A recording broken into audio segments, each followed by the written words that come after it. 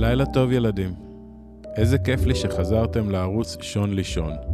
הערוץ בו אני, שון, מספר לכם סיפורים שיעזרו לכם להירגע ולישון. שם הסיפור היום הוא חגי והממלכה הווירטואלית. חגי, בן ה-11, היה המלך ביקום הפרטי של עצמו. חדר המשחקים היה הטירה שלו, והמחשב היה כס המלכות שלו. הוא היה יכול לעשות ניסויים בגלקסיות רחוקות, לטפס על קירות ולפוצץ דברים בלי שום סיכון, והכל מבלי לקום מהכיסא. בית הספר, לעומת זאת, היה ממש קשה. לא תמיד בגלל מה שלמדו, דווקא את זה הבין לרוב לפני כולם. הבעיה הייתה שלמרות שהבין מהר, זה עדיין הרגיש לו כמו נצח לגמור את המשימות. לפעמים הוא גם חשב על למה בכלל לומדים את הדברים האלה. לדוגמה, למה לזכור כמה זה 7 כפול 8 אם אפשר להשתמש במחשבון. כשנתנו להם עבודות בקבוצה, היה קשה להסכים עם שאר חברי הקבוצה. והיה קשה לו להסביר לחברי הקבוצה האחרים למה הדרך שלו יותר טובה משלהם. לפעמים הוא ממש ויתר ועשה מה שהם רצו, אבל חשב שהתוצאה הייתה יכולה להיות יותר טובה אם היו עושים לפי הדרך שלו. היו גם הרבה דברים לא הוגנים, כמו היום שנמרוד, שהיה מאוד ספורטיבי, אבל גם קצת בריון, הודיע לחגי שבגלל שהיד שלו נגעה בכדור, הוא לא יכול לשחק בשתי ההפסקות הבאות. ולמה בכלל הוא קובע את החוקים? או איך שהמורה נורית היללה את מיכל על שלא עשתה טעויות בתרגילי החיבור הפשוטים שלה, ולא שיבחה אותו על שהוא עושה שורש וריבוע, דברים שלמד בעצמו ביוטיוב. אני מתערב שמיכל אפילו לא יודעת ששורש זה ההפך של ריבוע. אבל הכי לא פייר היו ההפסקות. הן פשוט היו קצרות מדי. לא יכול להיות שמכל השעות בבית הספר ההפסקות כל כך קצרות, והן תמיד נגמרות בדיוק באמצע תופסת מתקנים, או כשחגי סיפר לחבריו על השלב שהצליח לעבור במשחק המחשב החדש שקיבל. בוויכוחים עם ההורים הוא הסביר את הדברים האלה שוב ושוב, אבל אבא אמר שמתמטיקה ותנ"ך אפשר ללמוד גם בבית, ושמה שבאמת עושים בבית ספר זה לרכוש כישורים חברתיים. אבא נתן שמות יפים לכל הדברים שחגי לא אהב. הוא אמר שבעבודה בקבוצה מפתחים גם תקשורת, גם כושר שכנוע וגם קבלת הדעה של האחר. הוא השתמש במילים גדולות כמו שליטה עצמית, קבלת מרות או אינטליגנציה רגשית, אבל חגי לא הבין למה כל אלה כל כך חשובים. הרי בעולם שלו הוא כבר היה מלך.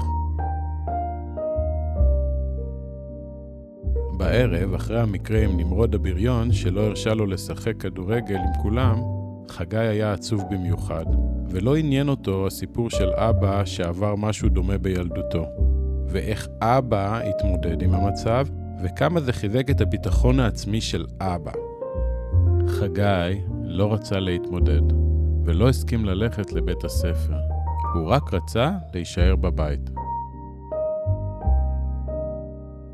למחרת הלכו אבא ואמא לבית הספר של חגי, לדבר עם המורה נורית. חגי כבר כעס על מה שהם יגידו כשיחזרו עוד לפני שהם חזרו. היה לו ברור שבסופו של דבר הם יגידו לו שהוא חייב לחזור לבית הספר, ושהמורה תעשה שהכל יהיה יותר טוב. אבל זה אף פעם לא יותר טוב.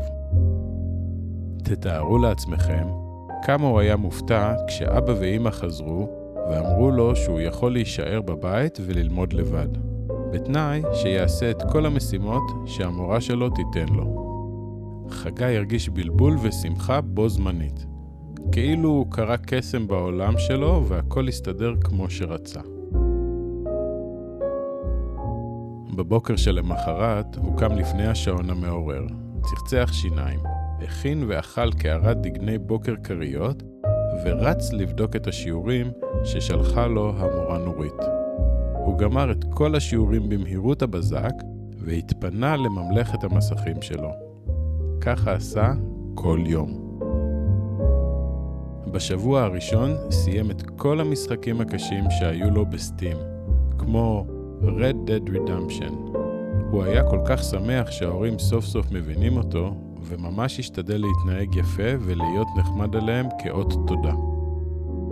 כשמאס במשחקים הקשים, עבר למשחקים כלילים וכיפים, כמו קוקי קליקר ואיזה משחק טיפוס שמצא. הוא אפילו עשה כמה סרטוני יוטיוב בהם הוא מלמד את המשחקים ומספר קצת על עצמו. היה לו פחות סבלנות למשחקים ארוכים וקשים, והאמת, היה לו גם פחות סבלנות לשיחות עם אמא ואבא ואפילו עם אחותו. למחשב הוא לא היה צריך להסביר כל דבר. הוא פשוט עשה מה שחגי רצה. לאחר זמן מה, באיזשהו שלב, חגי כבר לא מצא אפילו משחק אחד ברובלוקס או בנינטנדו סוויץ' שבא לו לשחק.